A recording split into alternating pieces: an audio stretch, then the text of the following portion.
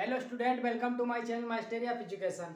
जैसा कि आप लोग जानते हैं, हमारे इस चैनल पे अच्छे परफॉर्मेंस के साथ 12th और 10th की तैयारी करवाई जा रही है। और आज हम लेकर आए हैं हिंदी कक्षा 12 वो इम्पोर्टेंट पार्ट और लेखक के नाम जो कि हर साल परीक्षा में पूछे जाते हैं, जो कि हर साल बोर्ड में पूछे जाते हैं। और आप लोगों का समय लगभग बहुत कम ही बचा है, 2 से ढाई महीने बचे हैं। तो हम लोग उन इम्पोर्टेंट टॉपिक्स को बताएंगे और जो है जो कि जरूर इम्पोर्टेंट है, जो कि 100% इम्पोर्टेंट आना ही तय है। ठीक है, ये हम लोग आज लेखक की बात करने वाले और पाठ की बात करने वाले हैं। किन वो पाठों से व्याख्याएं आने वाली हैं हमारे जो है, और लेखक के कौन से जीवन परिचय आने वाले हैं वो इम्पोर्टेंट हम जीवन परिचय और लेखक और जो है पाठ के बात करने वाले, पाठों के बात करने वाले हैं। ठीक है, तो क्या लिखा है? महत्वपूर्ण जीवन परिचय एवं व्याख्याएं। महत्वपूर्ण जीवन परिचय एवं व्याख्याएं, वो जीवन परिचय आज हम लेकर आए हैं जो कि 2023, 22, 23 और जो है 24 में पूछे गए थे, और 25 में भी वो पूछे जाएंगे। आज हम लोग बताएंगे, वो इम्पोर्टेंट आज बताएंगे हम, जो कि इस बार भी पूछे जाएंगे। मैं 100% लिख कर देता हूं आप लोगों को कि ये वो आएंगे। हम जो अगर 3 से 4 बताते हैं आपको 4 याद करने के लिए, तो अगर आप 4 में से 3 भी याद करते हैं तो मैं वादा करता हूं, आप लोग 100% वादा करता हूं कि उन तीनों में से या 2 या 1 जरूर आएगा, 1 या 2 जरूर आएंगे 100%। और हो सकता है तीनों ही न क्यों ना आए। ठीक है, तो आज हम लोग बात करने वाले पहले तो महत्वपूर्ण जीवन परिचय। महत्वपूर्ण जीवन परिचय वो कौन से लेखक हैं, वो कौन से, हम लोग गद्य की बात करने वाले हैं आज। किसकी बात करने वाले हैं? गद्य की बात करने वाले हैं। तो गद्य, अगली वीडियो में हम लोग पद्य के बारे में बात करेंगे, काव्य के बारे में बात करेंगे। ठीक है, ये गद्य के बारे में हम लोग आज बात करने वाले हैं। और लेखक, वो जीवन परिचय कौन से लेखक हैं जिनके जीवन परिचय 100% आएंगे ही आएंगे, 2025 में पूछे ही जाएंगे। 2025 बोर्ड परीक्षा, यूपी बोर्ड परीक्षा में पूछे ही जाएंगे। और आप लोग देख सकते हैं ये जीवन परिचय कुछ लिखे। टोटल जीवन परिचय कितने आपको याद करने हैं? 6 याद करने हैं। ठीक है, 6 जीवन परिचय आपके पद में दिए हुए हैं। ठीक है, अगर आप 6 याद करते हैं तो हमारे बताने का कोई फायदा नहीं है, आपको 6 बिल्कुल भी याद करना नहीं है। ठीक है, हम बता रहे हैं वो इम्पोर्टेंट जो कि आप लोगों को याद करना है बस। ठीक है, तो हम लोग जानेंगे जो इम्पोर्टेंट कौन कौन से हैं। जो कि पहला इम्पोर्टेंट है हमारा, बहुत ही इम्पोर्टेंट है, बहुत ही इम्पोर्टेंट है, इम्पोर्टेंट है। ठीक है, बहुत ही इम्पोर्टेंट है। क्या? वासुदेव शरण अग्रवाल। ठीक है, वासुदेव शरण अग्रवाल जो है वो बहुत ही मोस्ट इम्पोर्टेंट जीवन परिचय है, इनको याद करना ही, ये मैं आप लोगों को अभी कह रहा हूँ, ये 100% आएगा, 100% आएगा। 2025 में 100% ये आएगा, मैं आप लोगों से वादा करता हूँ।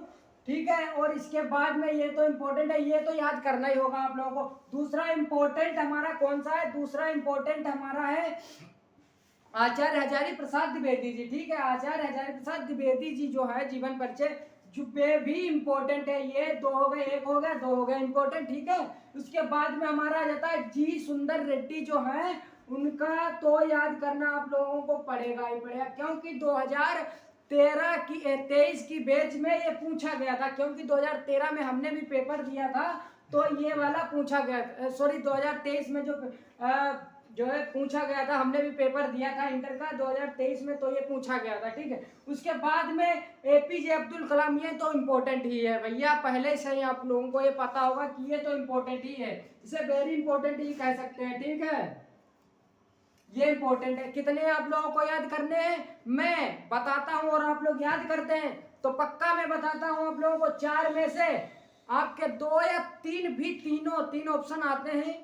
तीनों में से तीनों यही ना फंस जाए, और 2 तो 100% फंसेंगे। अगर 2 नहीं फंसे तो 1 तो पक्का पक्का पक्का ही फंसेगा। ठीक है, कौन कौन से? वासुदेव शरण अग्रवाल एक याद करना है आपको, और दूसरा आचार्य हजारी प्रसाद द्विवेदी जी को याद कर लेना है, दूसरा जी सुंदर रेड्डी को याद कर लेना है, और चौथा है हमारा एपीजे अब्दुल कलाम जो कि याद करना है। कि इसमें गद्य में आप लोगों को ये 4 याद करने, कितने याद करने? 4 याद करने, क्योंकि इसमें 6 हैं, वो इसमें 6 दिए हुए हैं।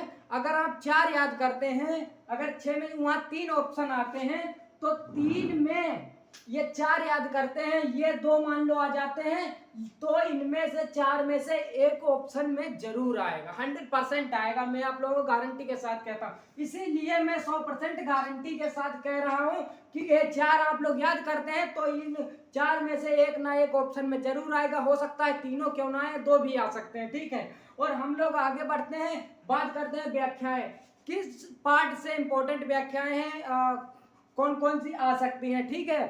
तो पहले तो आप लोग देख सकते हैं व्याख्याएं, पाठ का नाम है राष्ट्र का स्वरूप। राष्ट्र का स्वरूप ये व्याख्याएं मतलब जिस पाठ से आते हैं उस पाठ का लेखक का नाम भी आपको याद होना चाहिए, ठीक है। संदर्भ में लिखा जाता है, जैसे प्रस्तुत गद्यांश हमारी पाठ्य पुस्तक हिंदी में संकलित राष्ट्र का स्वरूप नामक पाठ से लिया गया, इसके लेखक जो है वासुदेव शरण अग्रवाल जी हैं। इस तरीके से जो है लिखा जाता है संदर्भ, ठीक है। उसके बाद प्रसंग लिखा जाता है, व्याख्या लिखा जाता है, काव्य संदर्भ, काव्य सौंदर्य लिखा जाता है, इस प्रकार से लिखा जाता है, ठीक है। तो हम लोग व्याख्या वो कौन से पार्ट हैं जो कि व्याख्या इंपॉर्टेंट है, जो कि व्याख्या आना ही आना है, क्योंकि 2 व्याख्याएं आती हैं, उसमें से एक करनी होती है। गद्य में 2 आते हैं, पद्य में 2 आते हैं। पद्य की चलो में हम लोग अगले वीडियो में बात करेंगे, ठीक है। और गद्य की हम लोग इसमें बात करें तो गद्य में 2 आती हैं व्याख्याएं, 2 तो हर बार में कुछ, लेकिन मैं बताता हूँ आज उनमें से अगर उन पाठों की आप व्याख्याएं देखते हैं, उन पाठों को पढ़ते हैं अच्छे से, ठीक है, अच्छे से लर्न करते हैं, तो मैं मानता हूँ आप लोग करके आएंगे, 100% करके आओगे, आप लोग करके आओगे। हिंदी की मैं बात करता हूँ, सिर्फ हिंदी की मैं बात करता हूँ, आप लोग करके आओगे 100%, ठीक है। तो कौन सा पार्ट हो सकता है, तो पार्ट हमारा राष्ट्र का स्वरूप, ये तो इंपॉर्टेंट है भैया। ये पहला जो पार्ट हमारा है राष्ट्र का स्वरूप, जो कि जिसके लेखक है वासुदेव शरण अग्रवाल जी, ये तो इंपॉर्टेंट है, आपको याद करना ही करना है, ठीक है।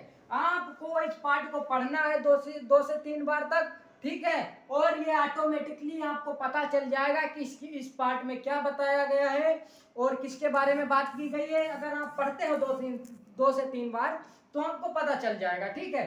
और उसके बाद में हमारा है जो अशोक के फूल, जो कि हजारी प्रसाद द्विवेदी जी ने लिखा है। किसने लिखा है, हजारी प्रसाद द्विवेदी जी ने लिखा है अशोक के फूल। ये तो बहुत ही इंपॉर्टेंट है, क्योंकि ये 2022 में पूछा गया और 2024 में भी पूछा गया था, ठीक है। ये 2024 में भी पूछा गया था अशोक के फूल। आप अगर पुराना रिकॉर्ड देखते हैं तो ये बहुत सारे इंपॉर्टेंट है, ठीक है। ये जो मैं बता रहा हूँ वो बहुत ही इंपॉर्टेंट है, क्योंकि ये सब आने ही वाला है, बस यही समझो, ये 100% आने वाला है, ठीक है।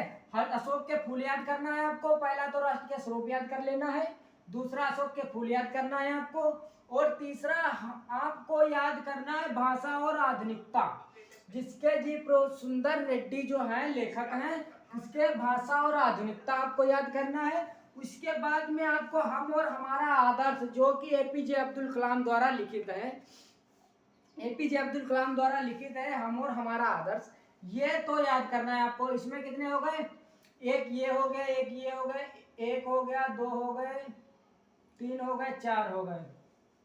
तो 4 इसमें से आपको पार्टों को याद नहीं करना है। व्याख्या भैया याद नहीं की जाती कभी व्याख्या, अगर याद करोगे तो आप एक ही व्याख्या याद कर पाओगे, तो दूसरी आ गई तो आप कहाँ से लिख पाओगे। तो मैं कहता हूँ आपको क्या करना है, आपको जाकर पहला पार्ट खोलना है, ठीक है। उस पार्ट को 1 से 2 से 3 बार तक, कम से कम 2 से 3 बार लर्न करना है, पढ़ना है, आपको अच्छे से पढ़ना है। उसके बाद में आपको पता चल जाएगा कि पार्ट में क्या बताया गया, किसके बारे में बात की जा रही है, किसके बारे में बात की जा रही है, ठीक है। तो और अगर आप लोग पढ़ते हो सही से तो आप लोगों को पता चल जाएगा कि क्या बताया गया है। तो भैया आप लोग को व्याख्या याद करने की कोई जरूरत नहीं पड़ेगी, और मैं वादा करता हूँ आप लोगों से, ये आप लोग करके आओगे। बस अगर पाठ को पढ़ा है आपने 2 से 3 बार, तो आप व्याख्याएं सारी करके आओगे। कोई भी व्याख्या पाठ की कहीं से भी पूछ ली जाए, आप करके आओगे बस, ठीक है। दूसरा है, मान लो अशोक के फूल, ठीक है, अशोक के फूल को पाठ को आप 2 से 3 बार, इसमें जो प्रक्रिया की गई इसमें भी आप वही प्रक्रिया करते हैं, ठीक है। अच्छे से 2 से 3 बार कम से कम पढ़ते हैं तो आपको पता चल जाएगा कि पाठ में क्या बताया गया है, ठीक है। तो आप, मैं मानता हूं आप लोगों को 100% गारंटी के साथ कह रहा हूं कि आप लोग बस करके ही आओगे, ठीक है, करके आओगे। कुछ नहीं छोड़ोगे आप लोग, बस करके आओगे। और उसके बाद में भाषा और आधुनिकता, ठीक है, भाषा और आधुनिकता आप लोग पढ़ते हो ना, 2 से 3 बार इस पार्ट को भी पढ़ना, और उसके बाद में पता चल जाएगा भाषा और आधुनिकता में क्या बताया गया है, ठीक है। उसके बाद में और हम और हमारा आदर्श आप लोगों को पढ़ना है। हम और हमारे आदर्श में आप लोगों को पता चल जाएगा क्या बताया गया है। अगर आप लोग अच्छे से पढ़ते हो तो जो है पूरी व्याख्याएं आप लोग ऑटोमेटिकली करके आओगे, मेरा ये वादा है आप लोगों से। और एक बात और, आप लोगों को पाठ का नाम और उसके साथ में लेखक का नाम जरूर याद होना चाहिए, कि अगर उसमें पूछा जाता है कि संदर्भ सहित व्याख्या कीजिए, संदर्भ की जगह पे आप एक चीज और कर सकते हैं, जैसे डाल सकते हैं पाठ का नाम, पाठ का नाम डाल सकते हैं, जो भी पाठ का नाम हो, ठीक है। उसके बाद में लेखक का नाम,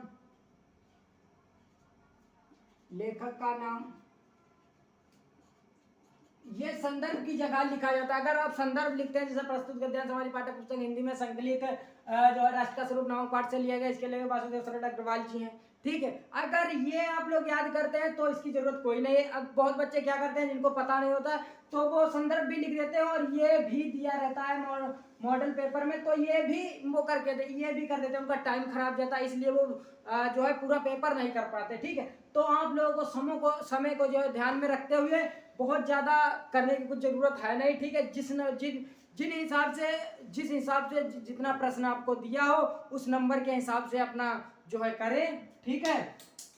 और उसके बाद में ये अगर आपको संदर्भ नहीं पता है तो इतना आप लिखिए, पाठ का नाम जो भी है, ठीक है, लेखक का नाम जो भी है आप लिख दीजिए, ठीक है, बस। और ज्यादा कुछ करना नहीं है अगर संदर्भ नहीं पता है आपको। उसके बाद में प्रसंग हेडिंग डालनी है, ठीक है। पहले डालना है संदर्भ, अगर संदर्भ आपको पता है, अगर नहीं पता आता है तो कोई बात नहीं, उसमें घबराने की कोई जरूरत है नहीं, ठीक है। आप ऐसे करके सकते हैं, ये भी संदर्भ ही माना जाता है, ठीक है। और उसके बाद में प्रसंग आप डाल देते हैं, और प्रसंग में वो लिख देना है आपको जो कि बताया गया है, ठीक है। उसमें क्या गया, प्रस्तुत गद्यांश में लेखक ये कह रहा है, वो कह रहा है, बस इतना, बस 2 लाइनों का संदर्भ होता है, ज्यादा कुछ होता नहीं। उसके बाद में रेखांकित अंश की व्याख्या या फिर खाली व्याख्या भी लिख सकते हैं आप, रेखांकित अंश की भी लिख सकते हैं और खाली भी व्याख्या लिख सकते हैं, ठीक है। खाली भी व्याख्या आप डाल सकते हैं। उसके बाद रेखांकित अंश की व्याख्या भी आगे रेखांकित अंश भी लगा सकते हैं, अगर लगाना चाहें तो। अगर ना लगाना चाहें तो भी बेहतर है, ठीक है, व्याख्या ही डाल दें तो भी सही है, वो आप पे डिपेंड करता है, आप पहले लगा रहे हैं रेखांकित अंश या फिर नहीं लगा रहे हैं, ठीक है, वो सब सही है। और उसके बाद में अच्छे से इसे करना है। उसके बाद में जो 1-2 क्वेश्चंस दिए रहते हैं नीचे, वो करने, उसके बाद में, ठीक है, वो करने हैं, बस पूरे नंबर आपको मिलेंगे। जितने नंबर की ये व्याख्याएं आती है उतने नंबर पूरे आपको मिलेंगे, बस मैं वादा करता हूँ 100% मिलेंगे, ठीक है। उसके बाद में अगर जीवन परिचय, आपको जीवन परिचय डालते हैं, जीवन परिचय में क्या इंपॉर्टेंट होता है, जीवन परिचय में इनका जन्म इंपॉर्टेंट होता है, इनके माता पिता का नाम इंपॉर्टेंट होता है, इनका जन्म पता होना चाहिए, और इनके माता पिता का नाम पता होना चाहिए, इनकी प्रारंभिक शिक्षाएं और 1-2 शिक्षाएं जो भी इनके अपने करियर में जो भी प्राप्त की हो इन्होंने, वो पता होनी चाहिए। उसके बाद में इनकी पत्नी या बच्चे हों जो भी, उनका नाम पता होना चाहिए आपको। और उसके बाद में आपको मृत्यु पता होना चाहिए और स्थान पता होना चाहिए, बस ये इम्पोर्टेंट है, ये इम्पोर्टेंट आपको देखता है, ठीक है। लिखने का तरीका है ये, मान लो अपने नीले पेन से लिखा, ठीक है, नीले पेन से पूरा जो है लिखा, ठीक है, पूरा नीले पेन से लिखा, उसके बाद में आपको क्या करना है, उसके बाद में जन्म आता है ना, तो वो ब्लैक से लिखना है, ठीक है, काले से लिख देना है कि इतने इतने में जन्म हुआ। क्योंकि वहां जो एग्जामिनर होता है, चेक करने वाला, वो सिर्फ क्या देखता है, वो सिर्फ देखता है कि जन्म और मृत्यु, उनके माता पिता का नाम, और कभी कभी प्रारंभिक शिक्षाएं और जो भी शिक्षाएं ने अपने करियर में प्राप्त की हों वो देखता है, बस और कुछ नहीं देखता है। आप उसके बारे में पढ़ लीजिए 2-4 बार, तो आपको ऑटोमेटिकली याद हो जाएगा कि क्या हमें लिखना है उसमें, ठीक है। और उसके बाद में, ठीक है, उसके बाद में ये जीवन परिचय की रचनाएं भी पूछता है, 2 से 3 रचनाएं भी याद करना पड़ेगा आपको, ठीक है। 2 से 3 रचनाएं भी याद करना, ठीक है। उसके बाद में काव्य सौंदर्य भी लिख देना। इतना सारा करने के बाद मैं आप लोग, अगर आप जो भी मैंने बताया इतना इतना याद करते हो तो इससे बढ़कर हिंदी में यूपी बोर्ड में कुछ नहीं पूछा जाएगा भैया। ये गद्य की बात कर रहे हैं, गद्य में इससे ऊपर कुछ नहीं जाने वाला है, इसके अंदर ही रहेगा। जो इम्पोर्टेंट मैंने बताए हैं आपको वो बस इसके अंदर ही रहेगा, बस इसके बाहर कुछ नहीं पूछा जाएगा। और उसके बाद में हम लोग अगले वीडियो में पद्य की बात करने वाले हैं, ठीक है। पद्य की बात करने वाले हैं यानी काव्य की बात करने वाले हैं, ठीक है। काव्य की बात करने वाले हैं, काव्य की बात करने वाले हैं। और हमारा ये कंटिन्यू चलेगा, वो हम लोग इम्पोर्टेंट चैप्टर्स, वो इम्पोर्टेंट चीज़ों को हम लोग डिस्कस करेंगे और बताएंगे हमारे चैनल पे, ठीक है। जो कि हर साल परीक्षा में और 95% जो है चांस हैं आने के, 95% चांस हैं, 95%, ठीक है। तो आप लोग बने रहिए हमारे चैनल पे। आशा करते हैं आप लोगों को ये वीडियो बहुत अच्छी लगी होगी। और जाइए आप लोग अच्छे से लर्निंग कीजिए और परीक्षा में टॉप कीजिए। तब तक के लिए जय हिंद।